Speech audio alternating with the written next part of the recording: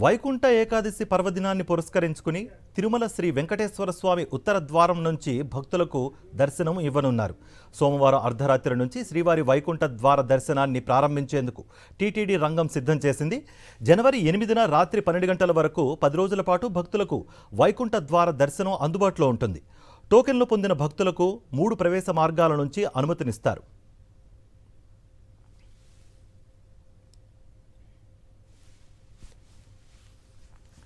వైకుంఠ ఏకాదశి పర్వదినాన మంగళవారం ఉదయం శ్రీవారు ప్రత్యేకంగా స్వర్ణ రథంపై మాడవీధుల్లో ఊరేగుతూ భక్తులకు దర్శనమిస్తారు.